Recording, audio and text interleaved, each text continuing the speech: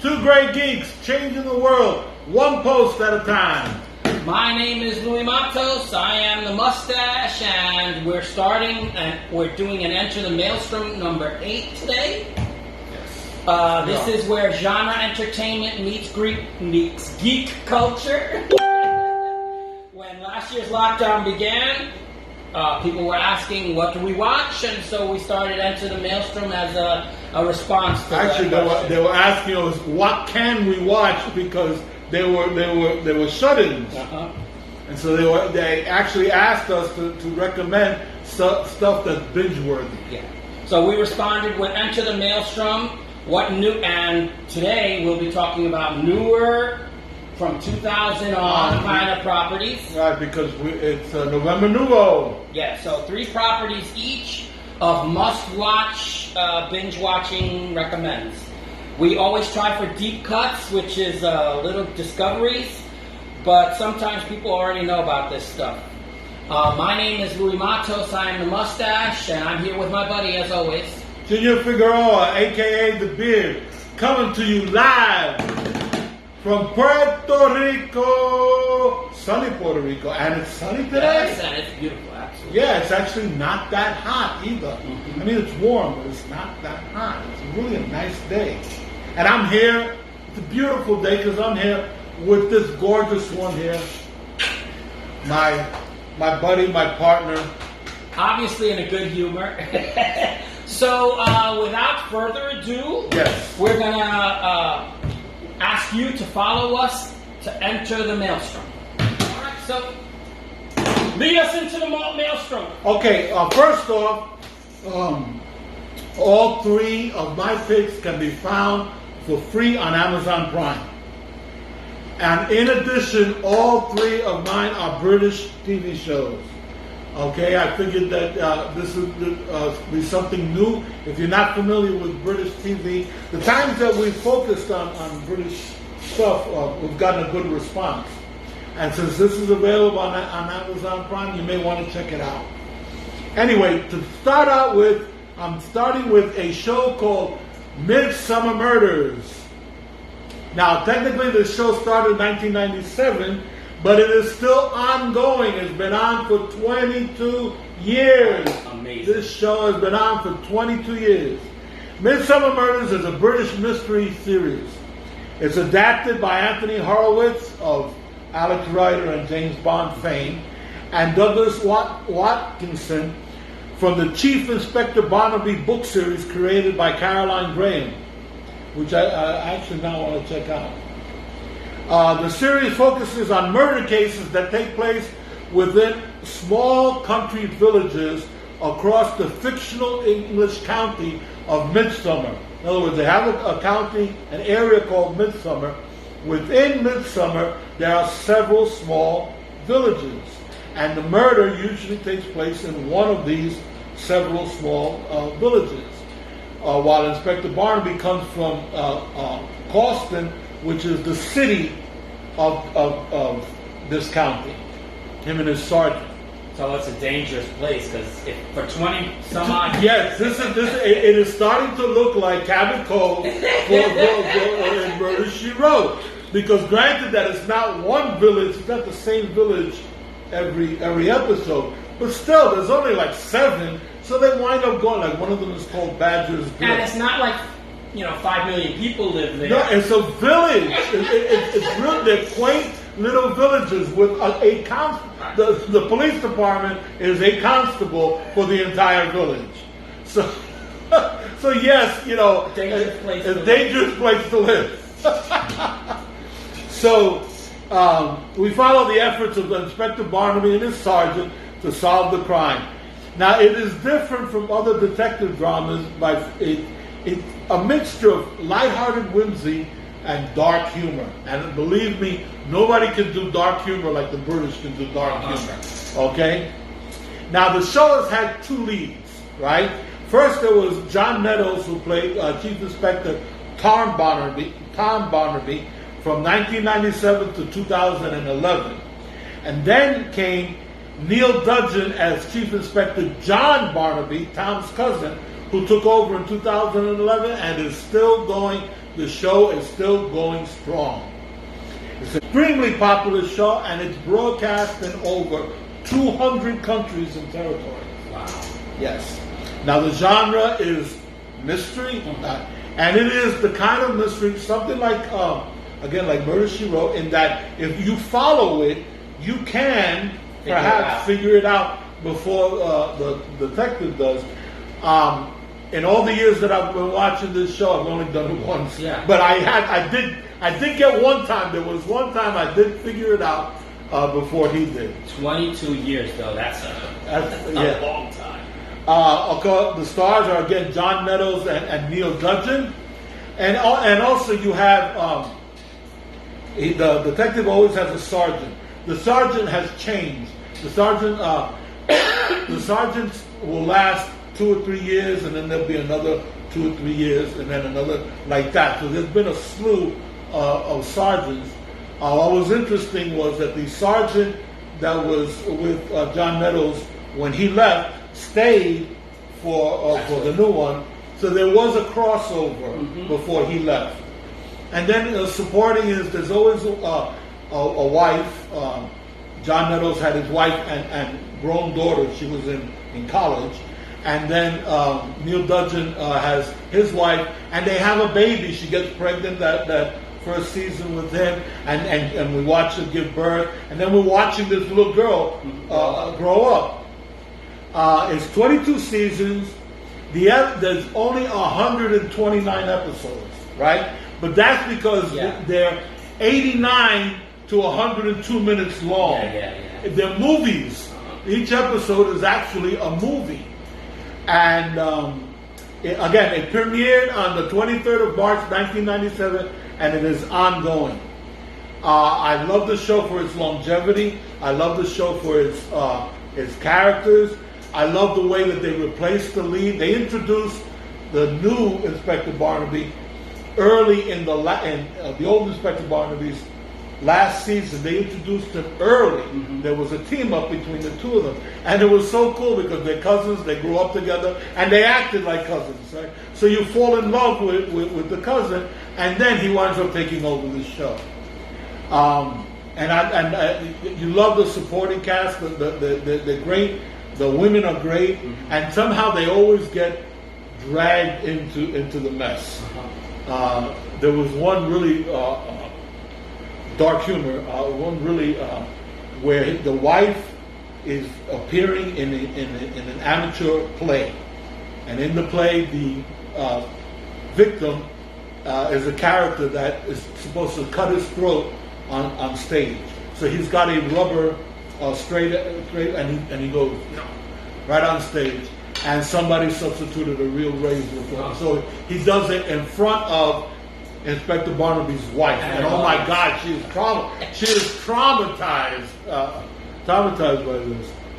I love this show. I haven't been watching it for 22 years, but I started watching this show actually before I went to Florida, and I was in Florida for 10 years. So I've been watching this show for about 14, 15 years, and I love it. I'm still watching it because there's a lot of catching up. So I love this show. Now, as far as the rating, again, I can't give it perfect because we're talking about a series. Yeah. Some episodes work, some don't. Some seasons work. There was one season there where the sergeant was a real crap, and he lasted only one season. And so I can't give it perfect, but for me, I'm giving it 4.5 grade. Yeah, that's a really great rating. Now, it's not your typical crime drama, okay? You're not going to have car chases. There's no shootouts. Of course there's no shootouts. The cops don't carry guns. There's no fist fights. These are murder mysteries. Yeah. Very much like Armchair Detective. Yeah, very much like Murder, She Wrote. You know, it's very much like that. But you get sucked in. All right. Okay. That's my first. What's yours? My first one, you'll be surprised. A couple of years ago, I was teaching high school math in Puerto Rico, and one weekend it was coming up, and one of my students, during our lunch period, she goes, Mr. Matos, what are you going to do this weekend? And I said, well, I'm kind of like a Netflix and chill kind of guy. And she goes, oh, so then you should watch La Casa de Papel. Now, La Casa de Papel translates to money house. The paper house. The paper house. The paper house. But that's not what it's called in English. No, it's called Money Heist. She recommended this, and she tells me a little bit about it. And I'm like, it's a caper movie. It's a caper series. Right. Which, you know, he hates capers. I hate capers. He hates caper movies. He hates caper shows. And there's two reasons. Because the characters die a la Thelma and Louise or Butch Cassidy and the Sundance Kid. That's true. Right? That's true. Or the characters get away with it like all the Ocean's 11 movies. Right? Right. Yeah. So it's like either the story doesn't count because the characters die, or the morality makes me question, the show. You're rooting for thieves. Yeah. So I initially said, but this is a highly rated show. We like to do deep cuts, but a lot of people know about this show, despite the fact that it's an international audience. Right. The show takes place in Spain. It's a Spanish TV show that got the Netflix treatment.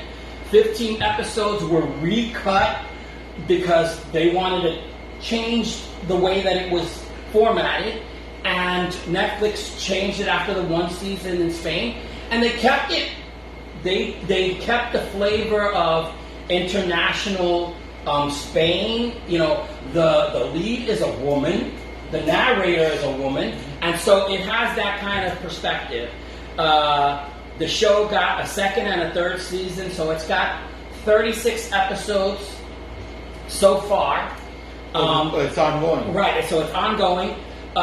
It's set in Madrid, Spain. A man known as the Professor recruits 8 people with particular skills and strangers to each other to carry out, a la Mission Impossible, right? A plan to enter the Royal Mint of Spain. They are there for 11 days with 60 hostages, and they print their own money. So they're trying to print 984 million euro. They take the hostages. The elite police forces trying to break in during those 11 days. Wow, 11 days. Yeah. The initial heist ends after the first season, and then they're forced back to do another heist because the show was rated so well they have to do it again. Oh, this sounds so cool. Yeah, it is cool. And they use a similar formula to the first season because listen, why if it ain't broke, why mess with it? What fixes it? Okay, so the show won huge awards. I mean, really? Best casting. I mean, just a lot of stuff. Plus, and they're international awards, Emmys and what have you. Stephen King has tweeted about this show. That's why you watch it. That's why you watch it. They all wear masks. I mean, when they confront the reporters and everything like that, they always are wearing masks. So they try to be anonymous. The characters are all given names of cities. So there's Nairobi, there's Tokyo, there's Berlin. That's cool. Right. That's cool. Because what was that? It adds to the whole characterization and what have you. Wasn't it in Hudson Hawk that they were all named after? I don't remember. Candy bars. You're the Kit Kat? Yeah, Kit Kat. I think so, maybe. Yeah, I think it was in Hudson Hawk that they were all named after candy bars. All right, so it's a complex story told in real time with flashbacks, time jumps, hidden motivations. So, this character who we think they're going to be good, they have their own motivations. It's suspenseful. It is shocking in certain parts. This is a show that while you're watching it, you're like, There's thrilling story beats. I mean, it has everything. So for me, again, I'm not a lover of caper movies. No, and you're yet, not. I absolutely enjoyed the story because the stories, I mean, and the characters are great. You make me want to watch this show. 4.5 grade geeks is what I'm giving it because it was absolutely wonderful. Beautiful. Perfect. All right. Now you're next. Okay, my number 2, again, You're number 2. my number 2. I got to do number 2. Again, it's a British show. It's on Amazon Prime. It's called New Tricks. New Tricks. Yes, I think you've talked about this one before. Yeah, and I even got your father to watch it one time when I was staying over. That's right. Okay, and he liked it. Okay? New Tricks was, because it's no longer ongoing, was a British TV police procedural created by Nigel McCreary and Roy Mitchell. The show began with a pilot in 2003 before having a full series in 2004 and concluded after 12 seasons in 2015. The show had an ensemble cast with Dennis Waterman the only constant over all 12 seasons. Towards the end there, certain cast members left and would leave like one at a time and were replaced. The series focused on the unsolved crime and open case squad called UCOS. Now technically this should have been called UCOX because they left out the C from A Squad. I can tell because who wants to go around introducing themselves as UCOX? So they call it. There's no tricks, and the group is UCOX. No, so they call it UCOS. A fictional division tasked with reinvestigating unsolved crimes. The feeling is that forensics has come so far that now they can go to these cases that are still open, just not unsolved, and using the forensics now, they can solve which they do. They're using new tricks. They're using new tricks. Very good. UCOS functions with a senior police detective overseeing 3 retired police officers, right? Each episode deals with a different investigation where characters often coping with problems at their age, right? Like at one point they're sitting around having dinner and they start pulling out the meds that each one of them is on. I take this for sciatica. I take blood buffer. Like that. They cope with their problems, but they're also using wisdom to overcome obstacles in a world that has become more and more technological. They still know how to bring it back and make it human because of their age. The creators McCreary and Mitchell devised the title from the proverb, "You can't teach an old dog new tricks." That's where the title comes from. The genre is police procedural. The stars, it started out with Amanda Redmond, Alan Armstrong, James Bolam, and Dennis Waterman. What is interesting for me as an American is they're new faces for me. But Alan Armstrong, James Bolam, and Dennis Waterman are TV stars. Okay, they've had plenty of other series when they were younger. So for them, for the Brits, it was sort of like if they had grabbed Ted Danson and Tom Selleck and Steve Guttenberg and put them in a show. There would be familiar faces to us. And then Amanda Redmond, although she's younger, she's no, I don't want to say this. Spring chicken. She's no spring chicken, okay? And it's interesting because she winds up heading UCOS because in a raid to a place where they were fighting dogs, they were betting on fighting dogs. One of the guys lets the dog, and she winds up shooting the dog, right? Shooting and killing the dog. Dogs are practically sacred in the UK. Well, they're sacred everywhere. So she that puts a halt to her career. So she winds up being assigned this unit. Then Alan Armstrong He's nuts. If he doesn't take his meds, he becomes psychotic. But he's got a photographic memory and is a hacker, a whiz on a computer, self-taught. Then James Bonham is a widower. He talks to his dead wife, and she helps him solve the crime. And then Dennis Waterman has a shady past. He has a reputation for having been on the tape. Not true, but that's what everybody believes. And he's a ladies' man. He's got 3 ex-wives, 3 daughters from each of those wives, and they all hang out together. They go to dinner together. They have holidays together and all that. It had 12 seasons, 107 episodes, each 60 minutes long. Now this is 60 minutes, not with commercials. Without commercials, the 60 minutes long. Because these are British shows, and in Britain they don't mind starting. Like if you look in their TV guide, it'll tell you that the program's going to start at 8:15. It doesn't have to follow the hour or half hour that like our shows do.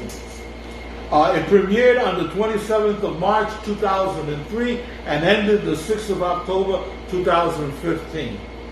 Now, I love the show. I love the show. I'm still watching it. I'm towards the end of its run. I've seen when James Bonham left and they replaced him with another guy. The show has a lot of heart. And if you meet like an older guy, it's nice to see older guys, middle-aged people, and heroes, you know, and they're being heroic and they're saving people, and again, it's a British show, so don't expect car chases or fist fights or shootouts or anything. Although there have been a couple of fist fights. The climax of the pilot involves a massive brawl. But that's not the norm. The norm is you've got a crime, you figure out the crime, and you bring closure to the people who for 10, 15, 20 years had no closure because it was unsolved. I love the show, and I give it 4.5 great weeks. Awesome. Okay, so what's your number 2? Okay, my number 2, I've never talked about. Okay. Right. And it's called Crazy Ex-Girlfriend, okay? This is an American romantic musical comedy drama TV series. Wow. That aired on the CW for 4 seasons. Now, that's 62 episodes from 2015 to 2019. It is more than a rom-com. It is not just a romantic comedy. It is satire. This is black comedy. This is cringe-worthy. I mean, okay, so 4 seasons, and all 4 seasons, they had low ratings on the CW. Really? And yet, because it won numerous Emmy Awards, yes. it won numerous Golden Globes and Critics' Choice Awards because the critics loved it. The fans, not so much. Right. And let me explain why. This show is historical because never in the history of TV has there been a show that never found its niche, that ran for 4 seasons. Right. Because while you're watching the TV show, you're saying, no, don't do that. And she does that. Okay, so she's a sympathetic stalker. The show was created, written, and directed by Rachel Bloom and Aline Brosh McKenna. Rachel Bloom is also the lead. She plays Rebecca Bunch, who's a lawyer in New York City. She meets Josh Chan, who she runs out because her law firm wants to make her a junior partner, and she runs out because it's like she's too stressed about it, and so she meets up with a guy that she went to camp with, and he was her boyfriend in camp. So he was her boyfriend in camp. So that's not a real boyfriend. Right, Just I'm passing the time. As a summer fling. Yeah. So what does she do? She sees him and he says, I'm going back to West Covina, California, to where I was brought up, and I'm going to go be a surfer because New York is too much. And so she says, you know what, New York is too much. So this woman that is about to become junior partner quits. Oh my God. Quits. And follows him? And follows him to West Covina, California. And she joins this little law firm. And you're saying, wait a second. And you say to yourself, she's not right in the head. She's not. All right, so yeah. But you love her anyway. Yeah, what does this nutbag who has been offered a junior partner promotional do? She quits and goes to West Covina in search of happiness. This show has humor, right? And there are very serious moments. I mean, to the point of suicide, ideation being talked about. So yeah, there's dark humor. In every episode, there's a song. And there's a moment of musical. I like that. So it's hilarious and sometimes not so hilarious. If you ever had a crush and they destroyed you, yeah, that's what this show is. So you get. There are times when, at the end of the first season, and I don't feel like I'm giving away too much. At the first season, you say to yourself, she finds somebody in West Covina that is not Josh, where he could make her happy, and she rejects him. And you're saying to yourself, what an idiot. Yes, but she has psychological issues. So it's a mixed bag, some great episodes and some really not great episodes. If you love Glee, I think Mark would have loved this show.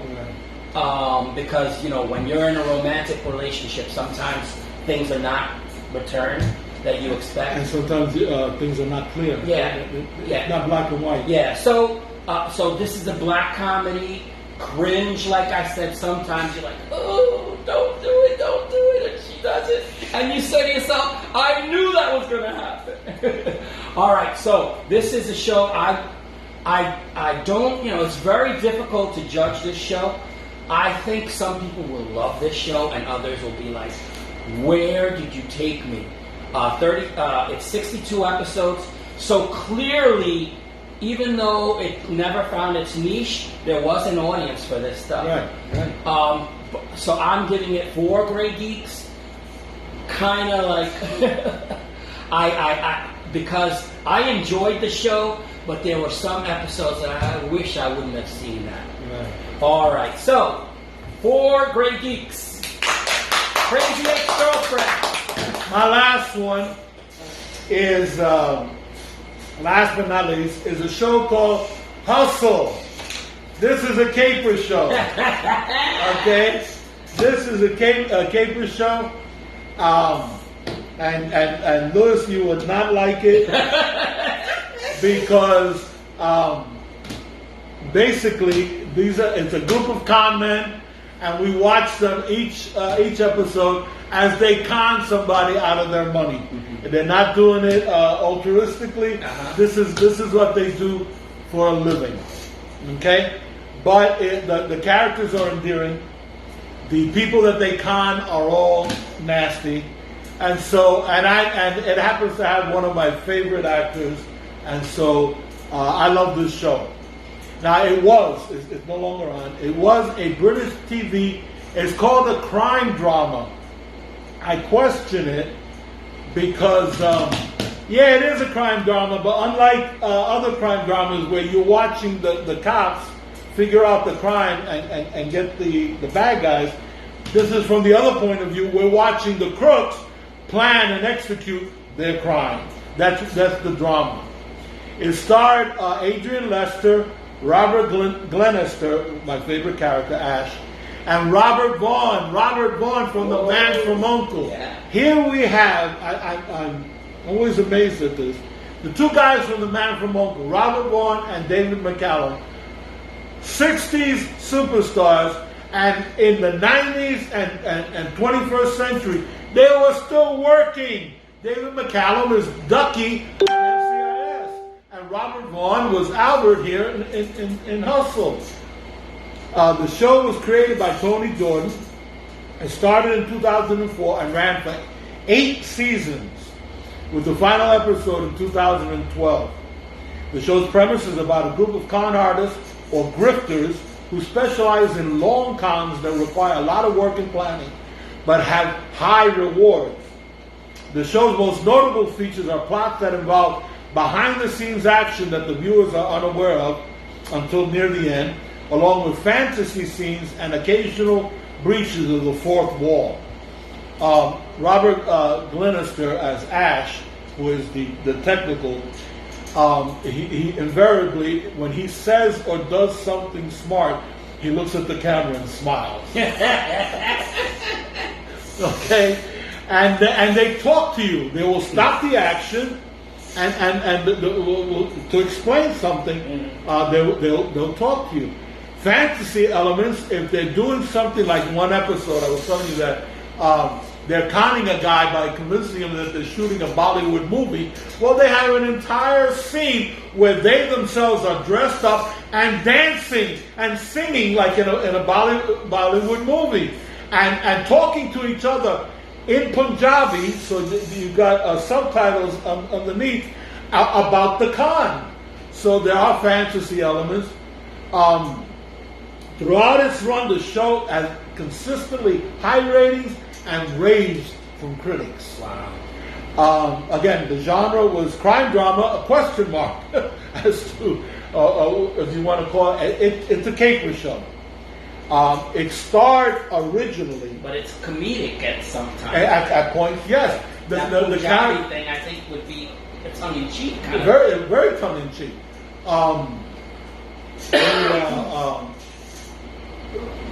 For example, Mark Warren is a young grifter, master of the short con. Right? A short con is like the guys in Central Park with the cards. You know, he's a master of the short con. Wants to learn how to be a long con artist. Adrian Lester is Mickey Briggs, acknowledged master of the long con. This guy is on every cop's list because he's never been caught. Wanted. He's never been caught. And so he is acknowledged the best. So he convinces Mickey to take him into his crew, Mark Warren, to Danny Blue, his name is Danny Blue, to learn, right? So at one point, he feels that he's mastered it. This is the young buck challenging the older, the mentor. So Robert Vaughn's character, Albert, comes up with a test. They are going to be deposited in the heart of London, stark naked, both of them. And they have 24 hours to make it back, and whoever's made the most money is the master. Okay? Tongue in cheek, come on. You know, you can imagine what they went through. Hilarious. Yes. But a lot of butt shots. Yes. Trying to, trying to cover themselves but it was funny as hell. But then there are serious parts. Like, for example, you learn that Ash's main motivation for doing this is that he's got an ex-wife who was in an accident, fractured her skull. They put a metal plate in there. She has trouble with her memory. She had trouble with her mood swings, right? She has no health insurance. And despite the fact that it's his ex-wife, Ash is the one that's supporting her and paying for her medical bills. I mean, that's serious stuff. And one of the cons they run is specifically to put her in the right home. They have to get the money to put her in the right home. So it goes back and forth. Like Caper movies and Caper shows does. Look at Ocean's 11. It's the same thing. It back and forth between drama and comedy. It lasted 8 seasons, 8 good seasons. Only 48 episodes, right? Because they have a short season, like 10 episode seasons in the UK. But they're 60 minutes long. Again, 60 minutes without commercials. And it's also a show that suffered from cast members leaving and new people coming in. It premiered on the 24th of February 2004 and ended on the 17th of February 2012. I loved it. I loved it. I love Robert Vaughn. I love his character Albert. I love all the characters. I love their relationship. I love the cons. I love the show. And so again, some seasons were better than others. Some episodes were better than others. There was a season there where a couple new people came in, did not work. They lasted only 1 season and were replaced. So I give it 4.5 grade geeks because it's not perfect, but it's near perfect, and I love this show. So my last one. Your last one. What is your last one? Okay, it's not so much Maelstrom, this last one. But I do want to talk about Roberto Aguirre Sacasa before I tell you about the show. Who is Roberto Aguirre? He was born in 1973, always knew he was going to be a writer. He's Nicaraguan descent. When he was 30, he wrote a play called Archie's Weird Fantasy. It was scheduled to premiere in Atlanta, where Archie, the famous resident of Riverdale, was coming out of the closet. And so he was going to move to New York, and so that was the story. The day before the play opened in Atlanta, he received a cease and desist order from Archie Comics. I kind of thought they would. Yeah, because they said that it was going to do damage to their property. Right. But Roberto Aguirre Sacasa, he rewrote the play in one night to try and make the day that they were supposed to open. So the play, he changed the names of the people, but always knew he wanted to write Archie Comics. 10 years later, in 2013, he writes Afterlife with Archie. Archie Andrews in a zombie apocalypse, and Archie Comics not only buys the property, but decides to make him their chief creative director. So from being sued by Archie Comics, he becomes their chief creative consultant over the horror comics line in Archie Comics. That's because they got new management. Yeah. Well, so he decided to write The Chilling Adventures of Sabrina. Yes. So this is part of the horror line of Archie Comics. And the TV show is horrific. It is. It has demonology in it. And Satanism. Yeah. So Kiernan Shipka is one of the actresses. She's Sabrina. She's gorgeous. Ross Lynch is a star from Austin and Ally, if you ever watched Disney.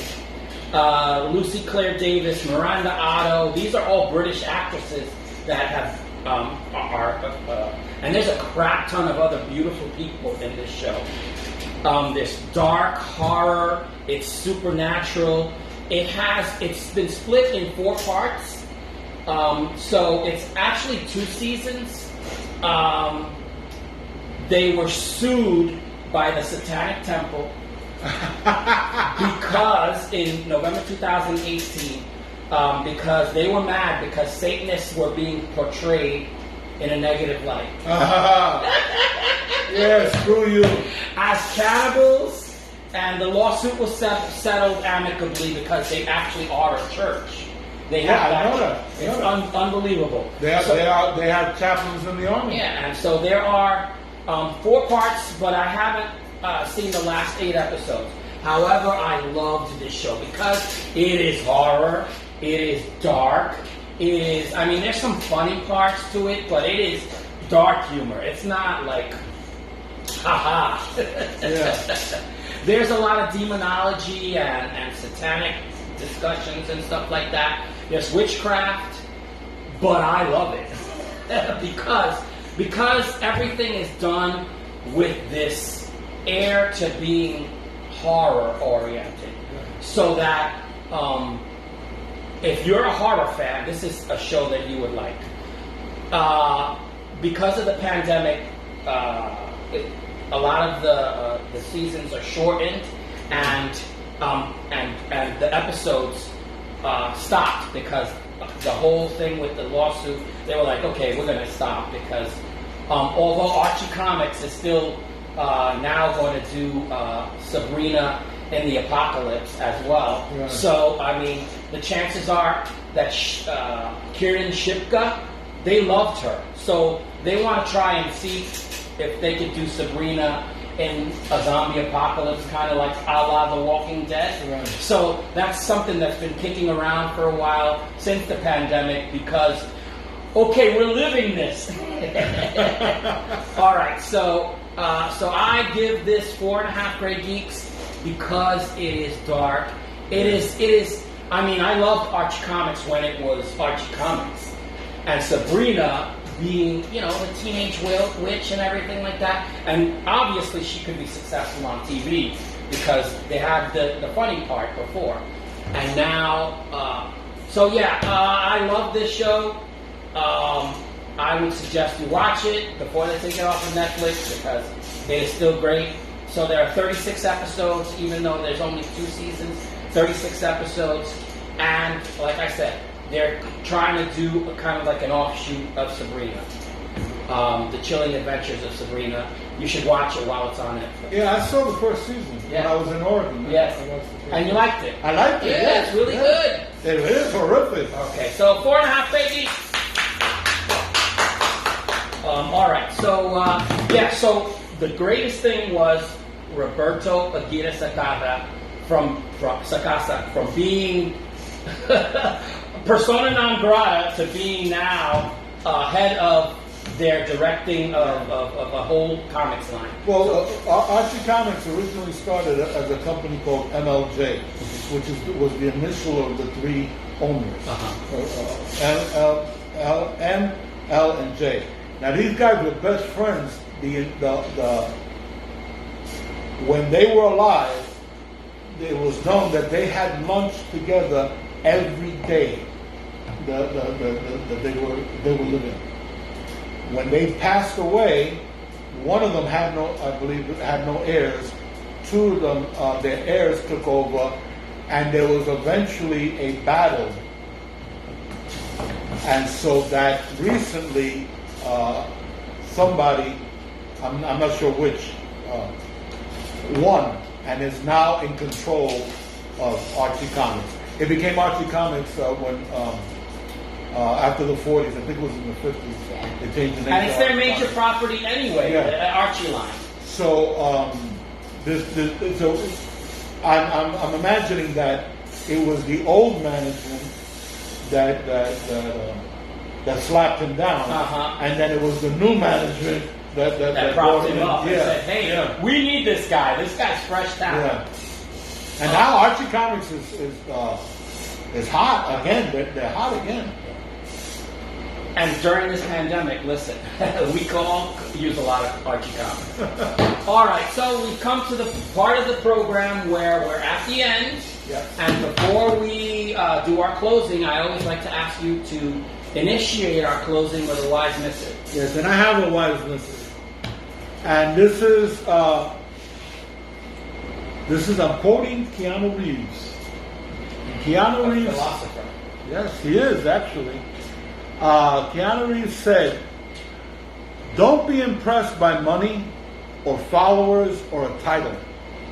Be impressed by kindness, humility, and generosity."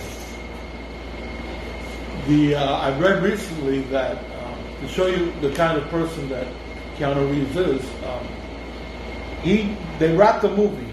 They finished. It was probably one of the John Wick movies, and they were having the wrap party at a club, and he waited 20 minutes in the rain outside online to get into the club, rather than tell them anyone that who he was or that he was out there or anything.